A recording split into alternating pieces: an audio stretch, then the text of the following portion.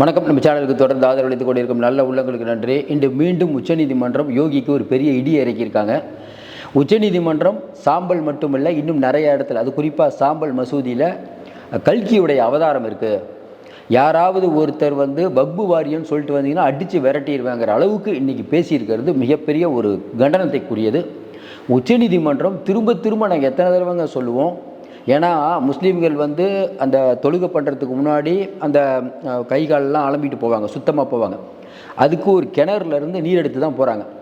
அந்த கிணறு அதுக்குள்ளே லிங்கம் இருக்குது அப்படின்ட்டு இப்போ ஒரு பிரச்சனை, அதுக்கு ஆய்வு செய்கிறார். சாம்பல் மசூதியை ஆய்வு செய்யக்கூடாது அப்படின்னு உச்சநீதிமன்றம் சொல்லிடுச்சு. இவர் என்ன பண்ணுறாரு, உள்ளே இருக்க கிணறு ஆய்வு பண்ணுறாங்கிறார். இது மட்டும் இல்லாமல் 19 கிணறுல இதே மாதிரி லிங்கம் இருக்குது அப்படின்ட்டு அதை ஆய்வு பண்ணுறாரு. அதையும் தாண்டி உச்சநீதிமன்றம் ஏற்கனவே சாம்பல் ஆய்வு பண்ணக்கூடாதுன்னு சொல்லிடுச்சு. இந்தியா முழுக்க 1947 எந்த மாதிரி நடைமுறை பின்பற்றப்பட்டதோ அதே மாதிரி நடைமுறை பின்பற்ற வேண்டும்னு ஏற்கனவே உச்சநீதிமன்றம் சொல்லிடுச்சு. அதற்கு பிறகும் வம்படியாக இந்த மாதிரி பண்ணுறது இன்றைக்கி உச்சநீதிமன்றம் சஞ்சீவ் கண்ணா தலைமையிலான அமர்வு வெளுத்து விட்டுருக்குது. அதை பற்றி தான் பார்க்க போகிறோம். தொடர்ச்சியாக இந்தியா முழுவதும் மத கலவரத்தை ஏற்படுத்த வேண்டும் அப்படின்னு பிஜேபி எப்பயுமே நினைக்கும். ஏற்கனவே பாபர் மசூதி இடித்து ஒரு வரலாற்று பிழை ஏற்படுத்தினாங்க. அடுத்து கோத்ரா சம்பவம், அது ஒரு பெரிய விளைவு ஏற்படுத்தினாங்க. அடுத்து ஒரிசாவில் பாதிரியார் அவங்க பையனை எரித்தது, பில்கிஸ் பானு விஷயம், சொல்லிக்கிட்டே போகலாம் இந்த நாட்டில் இவர்கள் பண்ண அவலங்களை. இப்படிப்பட்ட சூழ்நிலையில் சாம்பல் மசூதியில் அங்கே இருக்கக்கூடிய ஏழை மக்கள், தொழுகை பண்ணுறக்கூடிய மக்களை வேணும்னே அவங்க கல்லெறிஞ்சாங்கன்னு சொல்லி சிசிடிவி கேமராலாம் வச்சு அவங்கள பிடிச்சி அவங்க வாழ்வாதாரத்தை கெடுத்து அங்கே இயல்பு வாழ்க்கை பாதிக்கப்பட்டிருக்கு. உச்சநீதிமன்றம் சாம்பலில் போய் நீங்கள் ஆய்வு பண்ணக்கூடாது, ஏன்னா அங்கே கிருஷ்ணர் பிறந்த இடங்கிறாங்க.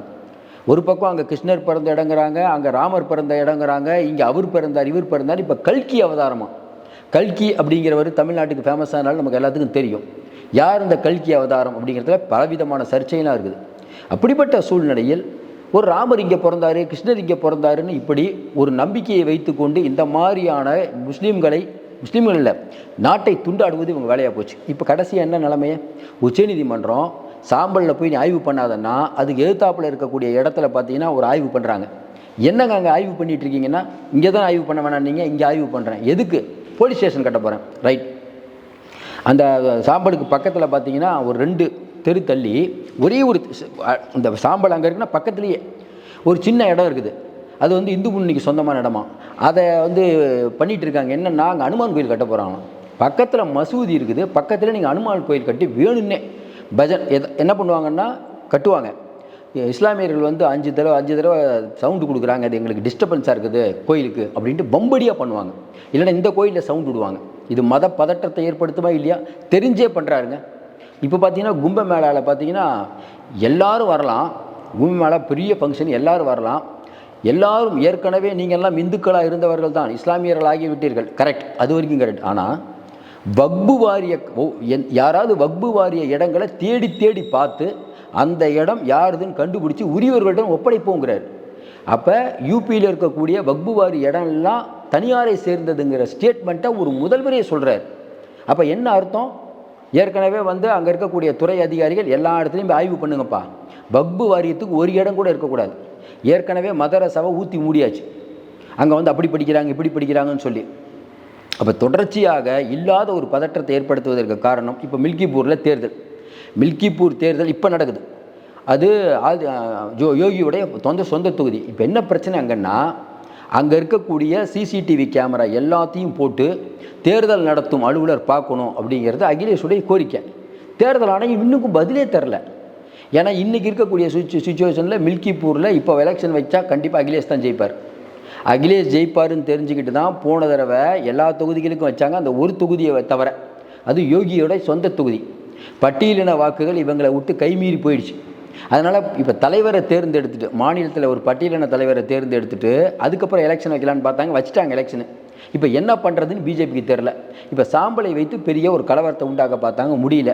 இப்போ இந்த கிணறு வச்சு இன்னொரு பதட்டத்தை உருவாக்க பார்த்தார்கள். உச்சநீதிமன்றம் இன்றைக்கி சரியான விஷயத்தை சொல்லிடுச்சு. நாடு முழுவதும் இதே மாதிரி பண்ணிகிட்டு இருக்காங்க. ஐயா மோடி என்னடானா திடீர்னு பார்த்தீங்கன்னா இப்போ நான் கடவுள் இல்லைங்கிறாரு. முதல்ல நீங்கள் தான் நான் அப்படி ஒரு பிள்ளை, நீங்கள் இப்போ நீங்கள் இல்லைங்கிறீங்க. முதல்ல நீங்கள் யார் எங்களுக்கும் புரியல, நீங்கள் யார் எங்கேருந்து வந்தீங்கன்னே புரியல. இந்தியாவை இப்படி ஒரு மோசமான நிலைமைக்கு கூட்டு போக எங்கேருந்துப்பா நீ வந்தங்கன்னு கேட்க வேண்டியதாக இருக்குது. இன்னும் குறிப்பாக சொல்லலாம், இன்றைக்கி மோடியோடைய பேச்செல்லாம் பார்த்தீங்கன்னா இன்ட்ரி கொடுக்குறாரு. இந்தியாவை எப்பயுமே சொல்கிற டைலாக் தான். ஆனால் கடவுள் இல்லை அப்படிங்கிற அவர் கடவுள் இல்லையா, நான் கடவுள் இல்லைங்கிறாரு. முதல்ல கடவுள்னு இவர் தான் சொன்னார். இப்போ என்னென்னமோ மாற்றி பேசுவதே வாடிக்கையாக போயிட்டது. இன்னும் குறிப்பாக சொல்கிறேன், இந்த நாட்டில் பதட்டத்தை ஏற்படுத்தக்கூடிய வேலையில் பண்ணிட்டு இருக்கார் யோகி. உச்சநீதிமன்றம் எத்தனை குட்டு வச்சாலும் நம்ம இருக்க ஆளுநரும் திருந்த மாட்டுறாரு, மோடியும் திருந்த மாட்டுறாரு, ஒன்றிய அரசும் திருந்த மாட்டேது, யோகியும் திருந்த மாட்டார். அப்போ உச்சநீதிமன்றத்தை விட ஒரு அதிகாரமிக்க மையமாக இவர்கள் நினைக்கிறாருன்னா எங்கே போகிறது நாடுன்னு தான் நம்ம பார்த்துட்டு இருக்கணும். நம்ம வளவளன்னு பேசினா நிறைய மேட்டர் நம்ம பேசிடுவோம். அதனால் இதோடு நிறுத்திக்கிறோம். யோகிக்கு பெரிய இடி இருக்கிறது. இனிமேல் நீங்கள் கோயிலை அது தோன்றன்னு சொல்ல முடியாது. இப்போ சாம்பலை விட்டுட்டாங்க, அங்கே இருக்கக்கூடிய இதை விட்டுட்டாங்க. இனிமேல் மதுரா ஏற்கனவே அதுக்கும் கேட் போட்டாச்சு. அது இல்லாமல் 28 பள்ளிவாசல்கள் அப்படின்னு இப்போ இன்னொரு புதிய லிஸ்ட்டை கொடுக்குறாங்க. ஏற்கனவே இருந்ததை கேட்டு போட்டாச்சு. இன்னும் 28 மசூதிகள்னா அப்போ யாருமே வழிபடக்கூடாது, எல்லா மசூதிகளும் மூட வேண்டும் அப்படிங்கிறது இவங்களுடைய நினைப்பு. மறுபடியும் சொல்கிறோம், இறைவன் இவர்களெல்லாம் உங்களுக்கு நம்புகிற கடவுள் உண்மையிலேயே இருந்தால் இறைவன் பார்த்து தான் இருக்கான். கண்டிப்பாக நல்ல தீர்ப்பை தருவான். மீண்டும் சந்திப்போம். நன்றி, வணக்கம்.